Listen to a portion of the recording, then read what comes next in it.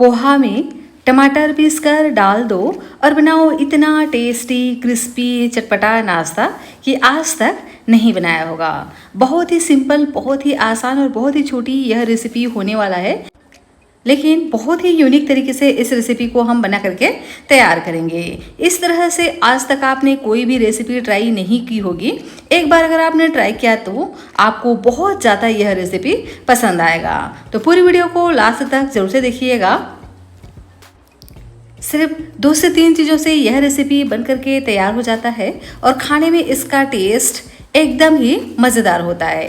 चटपटा सा यह बन करके तैयार होता है अगर आप इसे इस तरह से बनाएंगे तो, जिस तरह से मैं आपके साथ शेयर करने वाली हूँ। तो अक्सर पोहा और टमाटर तो हमारे घर में होता ही है, तो पोहा और टमाटर की बनी हुई इस बहुत ही टेस्टी और शानदार सी रेसिपी को एक बार आप ज़रूर से ट्राई करना। ये बहुत ज़्यादा क्रिस्पी बनता है। पहले आप इसकी आवाज़ सुनिए कि ये कितना क्रिस्पी क्रंची बन करके तैयार होता है।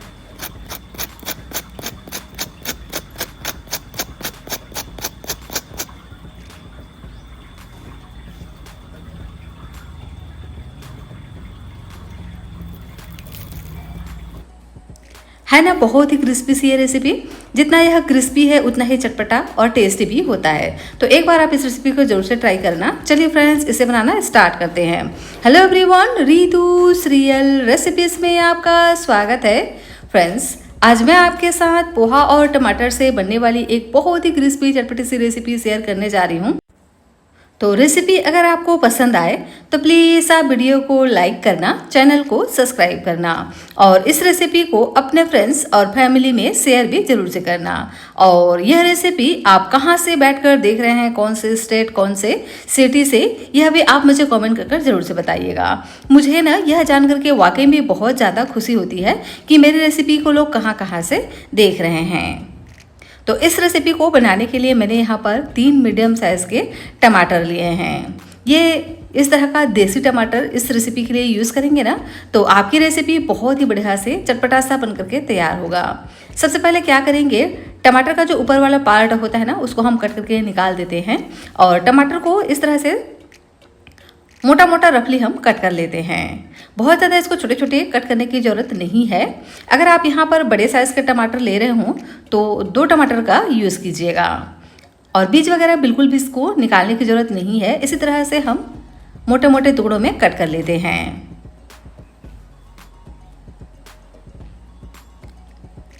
और साथ ही मैंने यहाँ पर लिया है 2 मीडियम साइज़ के प्याज। तो प्याज को भी हम इसी तरह से मोटा मोटा रफली कट करके रख लेते हैं। लीजिए, सभी को ही मैंने इसी तरह से कट कर लिया है। अब चलिए चलते हैं गैस की तरफ। यहाँ पर मैंने लिया है एक पैन पे हम डाल देते हैं 1 छोटी चम्मच ऑयल। ऑयल को हम हल्का सा गर्म होने देंगे। उसके बाद यहाँ पर हम डाल देते हैं 1 छोटी चम्मच जीरा और जीरा को हम हल्का सा क्रैकल होने देंगे।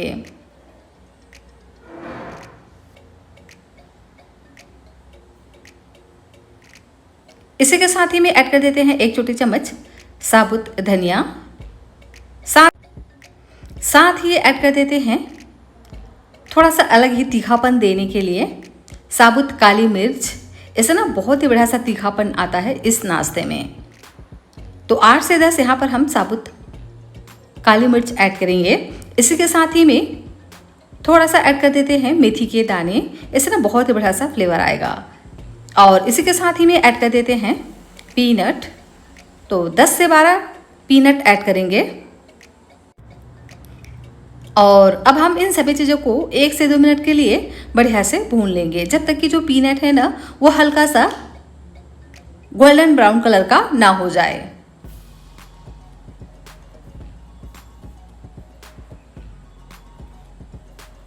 गैस की फ्लेम को मीडियम रखिएगा और मीडियम फ्लेम पे ही अब हम इसमें ऐड कर देते हैं प्याज, जिसे हमने कट कर रखा था। प्याज को भी हम हल्का सा गोल्डन ब्राउन कलर आने तक भून लेते हैं। पोहा और टमाटर की एकदम ही यूनिक सी रेसिपी मैं आज आपके साथ शेयर करने वाली हूँ, तो पूरी वीडियो को लास्ट तक जरूर से देखिएगा। अगर आपने इसको स्किप कर देखा तो हो सकता है कि वीडियो का कोई भी पार्ट आपसे मिस हो जाए और आपकी रेसिपी अच्छे से ना बन पाए। बहुत ही यूनिक यह रेसिपी होने वाला है, ज़रूर से यह रेसिपी आपको पसंद आएगा। देख सकते हैं प्याज हल्का सा भून गया है। तो उसके बाद यहाँ पर हम डाल देते हैं टमाटर जिसे हमने कट कर रखा था, और सभी चीज़ों को एक बार हम इस तरह से अच्छे से मिक्स करते हुए भून लेते हैं। तो और अब हम यहाँ पर ऐड कर देते हैं तीखेपन के लिए सूखी लाल मिर्चें, और साथ ही ऐड कर देते हैं फ्लेवर के लिए 8 से 10 लहसुन की कलियाँ। अगर आप लहसुन खाते हैं ना तो ज़रूर से ऐड कीजिएगा, इससे बहुत ही बढ़िया सा फ्लेवर आएगा। और अगर आप नहीं खाते हैं तो कोई दिक्कत नहीं है, इसे आप स्किप भी कर सकते हैं, लेकिन खाते हैं ना तो ज़रूर से ऐड कीजिएगा, बहुत ही स्ट्रॉन्ग फ्लेवर आता है।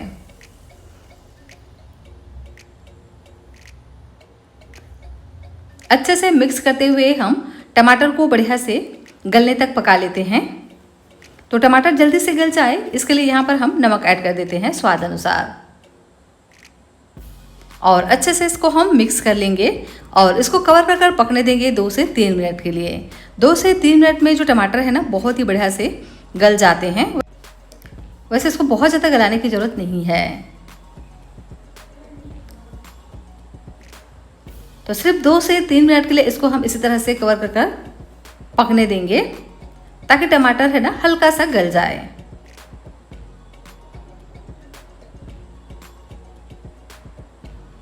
लीजिए 2 से 3 मिनट का समय हो चुका है और देख सकते हैं टमाटर प्याज बढ़िया से सॉफ्ट हो गए हैं और पीनट भी हल्का सा सॉफ्ट हो गया है।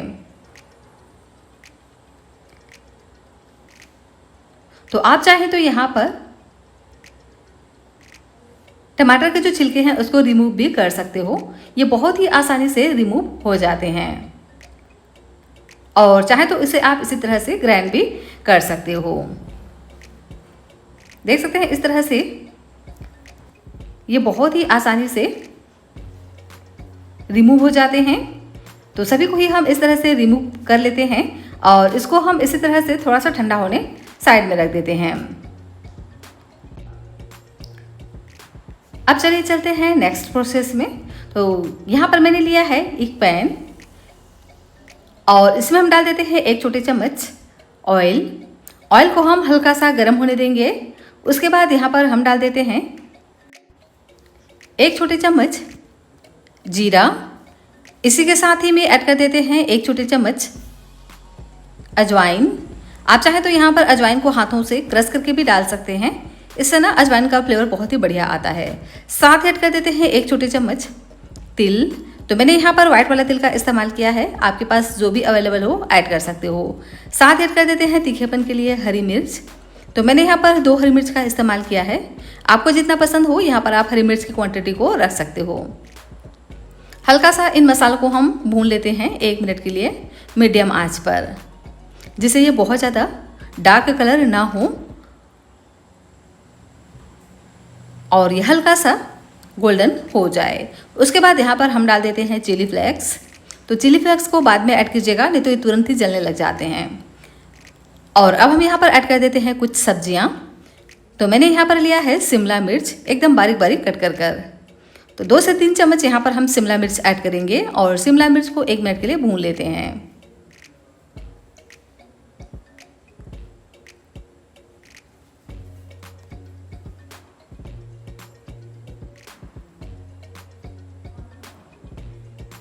देख सकते हैं शिमला मिर्च हल्का सा सॉफ्ट हो गया है।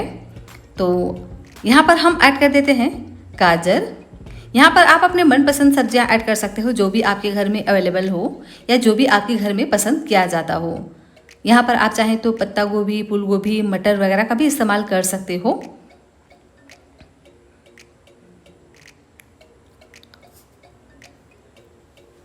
और अब हम यहाँ पर शिमला मिर्च और गाजर दोनों को ही 1 मिनट के लिए भून लेते हैं, ताकि जो गाजर है ना वो हल्का सा सॉफ्ट पड़ जाए।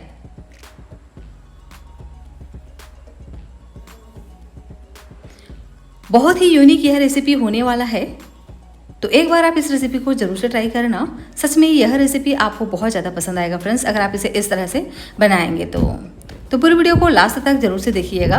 और रेसिपी अगर आपको पसंद आ रही हो तो प्लीज़ आप वीडियो को लाइक, चैनल को सब्सक्राइब जरूर से कर लीजिएगा और इस रेसिपी को अपने फ्रेंड्स और फैमिली के साथ शेयर भी जरूर से कीजिएगा।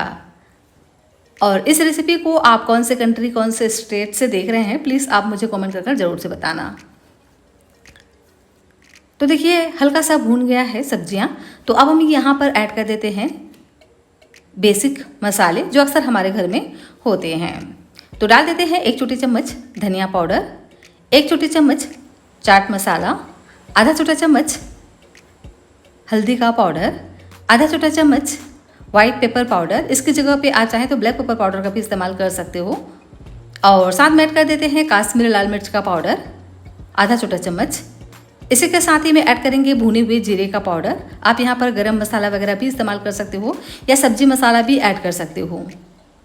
साथ में ऐड कर देते हैं नमक। तो नमक की क्वांटिटी को बहुत ही कम रखना है क्योंकि हमने यहाँ पर चाट मसाला भी ऐड किया है ना। और इन मसालों को हल्का सा हम भून लेंगे। मसालों का कच्चा टेस्ट निकल जाए उतना हमें इसको भूनना है, बहुत ज़्यादा भूनने की ज़रूरत नहीं है। तो 1 मिनट का समय हो चुका है, मसाले बढ़िया से भून गए हैं। देख सकते हैं बहुत ही बढ़िया से इसमें कलर भी आ गया है। तो अब हम यहाँ पर ऐड कर देते हैं आलू। तो एक बड़े साइज़ का मैंने यहाँ पर आलू लिया है और ये उबला हुआ आलू है। आप यहाँ पर कच्चे आलू का भी इस्तेमाल कर सकते हो इस रेसिपी के लिए। तो कच्चे आलू को भी आप इसी तरह से डायरेक्ट ग्रेट कर ऐड कर सकते हो अगर आपके पास उबला हुआ आलू नहीं है तो। आलू को हम इस तरह से डायरेक्ट ही ग्रेट कर देते हैं। आप चाहें तो इसको हाथों से मैश करके भी ले सकते हैं या आप इसे पोटैटो मैशर से भी मसल कर ले सकते हैं। और थोड़ा बहुत अगर इसमें मोटे चंक्स रहेंगे ना तो कोई दिक्कत नहीं है। और आलू और सब्जियों को एक साथ हम बढ़िया से भून लेते हैं।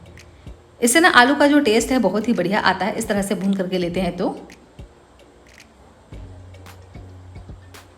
2 से 3 मिनट के लिए इसी तरह से इसको हम भूनेंगे ताकि आलू में हल्का सा गोल्डन कलर आ जाए। कह सकते हैं आलू को हमें हल्का सा कलहार करके लेना है। इस तरह से आलू को कलहार करके लेते हैं ना तो बहुत ही बढ़िया सा इसमें टेस्ट आता है। तो इस तरह से आप ज़रूर से ट्राई कीजिएगा। पोहा और टमाटर अक्सर हमारे घर में रहता है और पोहा टमाटर की रेसिपी अगर आप ऐसे बनाएंगे ना तो सभी आपसे पूछेंगे कि आपने कैसे बनाया। इसे बनाना बहुत ही सिंपल और आसान है लेकिन इसका टेस्ट एकदम ही यूनिक होता है। तो अगर आप एक ही तरह के नाश्ते से बोर हो गए हैं और चाहते हैं कोई नई डिफरेंट सी यूनिक सी रेसिपी तो एक बार आप पोहा और टमाटर की इस रेसिपी को ज़रूर से ट्राई करना। सच में यह रेसिपी आपको बहुत ज़्यादा पसंद आएगा अगर आप इसे इस तरह से बनाएंगे तो देख सकते हैं आलू हमारा बढ़िया से भून गया है और बहुत ही बढ़िया से इसमें खुशबू भी आने लगी है। और जो आलू है ना हल्का हल्का नीचे से गोल्डन कलर का हो गया है, मतलब आलू में हल्का सा गोल्डन स्पॉट आ गए हैं। तो इसको हम थोड़ा सा ठंडा होने देते हैं। तब तक कर लेते हैं एक दूसरी तैयारी। इधर जो हमने प्याज टमाटर को भून करके रखा था ना ये अच्छे से ठंडे हो गए हैं तो इसे हम डाल देंगे एक ग्राइंडर में।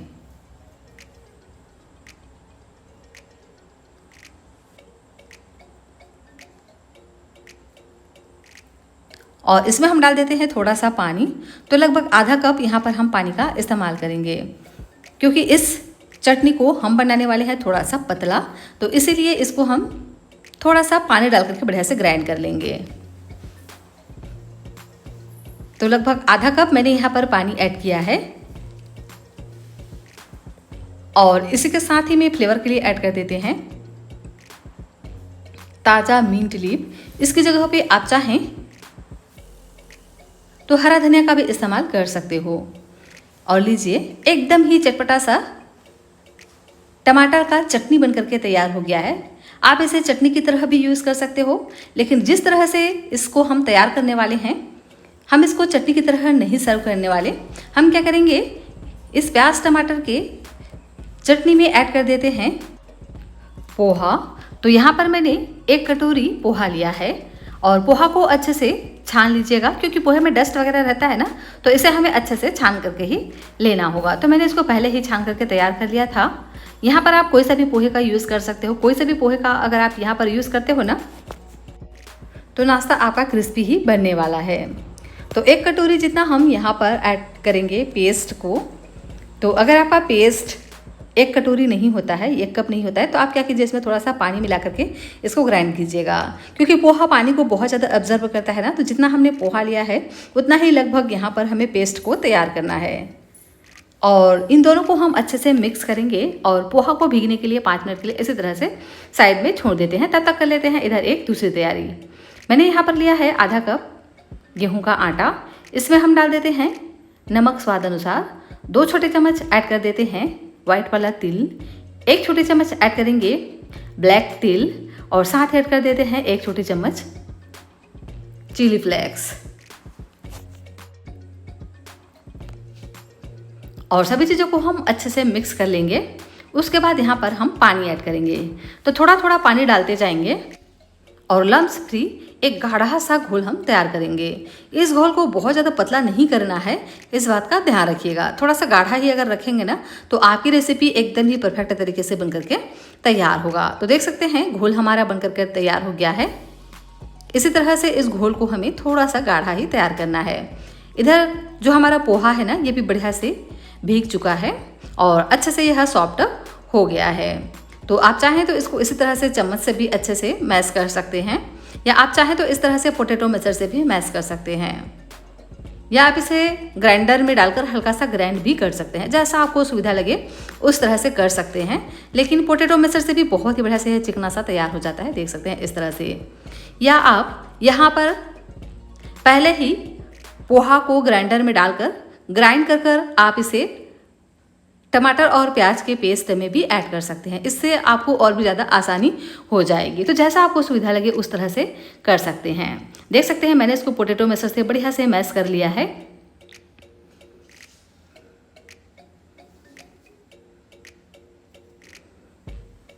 तो अब हम इसमें ऐड कर देते हैं गेहूं का आटा बाइंडिंग के लिए। तो इस तरह से हम थोड़ा थोड़ा गेहूं का आटा ऐड करते जाएंगे और इसका एक नॉर्मल सा डो तैयार करेंगे। तो अच्छे से इस तरह से मसल कर इस डो को हम तैयार करेंगे ताकि एक चिकना सा डो तैयार हो जाए।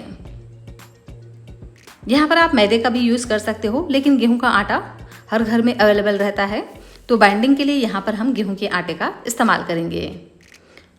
पोहा से नाश्ता हमारा एकदम क्रिस्पी बनेगा और गेहूं के आटे से बहुत ज़्यादा हेल्दी नाश्ता बन करके तैयार होगा। तो इस तरह से पोहा, टमाटर और गेहूं के आटे की रेसिपी को एक बार जरूर से ट्राई करना। देख सकते हैं अच्छे से मैंने इसको मसल कर मिक्स कर लिया है और डो हमारा बन करके तैयार हो गया है। इस डो को ना तो बहुत ज़्यादा हार्ड रखना है और ना बहुत ज़्यादा हम इसको सॉफ्ट रखेंगे। और डो बनने के बाद इसे आप 5 मिनट के लिए रेस्ट के लिए जरूर से छोड़िएगा। उसके बाद ही इसको हम बेलना स्टार्ट करते हैं। तो इसकी हम एक बड़ी सी लोई तैयार करेंगे और लोई पर थोड़ा सा आटा डस्ट कर लीजिएगा ताकि बहुत ही आसानी से यह बेल जाए। और इसको हम इस तरह से हल्के हाथों से बेलेंगे और इसकी एक बड़ी सी शीट तैयार करेंगे।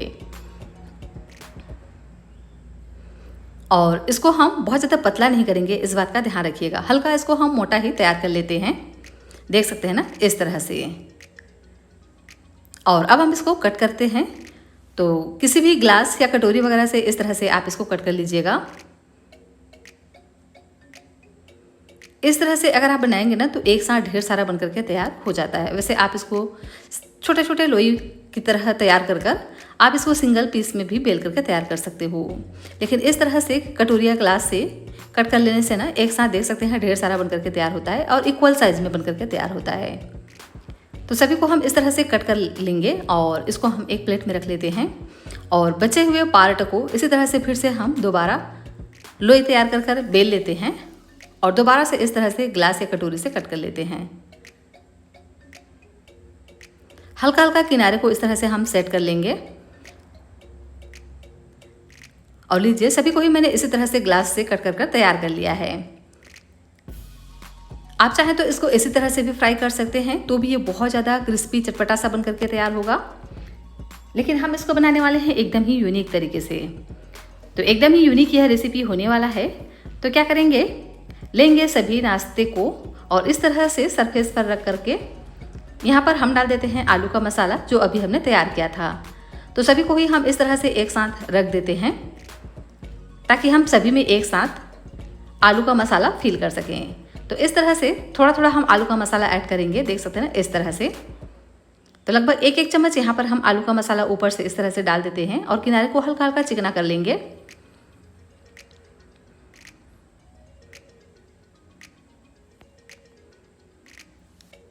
और अब हम क्या करेंगे, जो हमने गेहूं के आटे का स्लरी बना करके तैयार किया था ना, उसमें इसको डीप करेंगे। अच्छे से इसको इस तरह से कोट कर लेना है। तो इसीलिए हमने कहा था कि जो स्लरी है ना, इसको थोड़ा गाढ़ा ही तैयार करना है।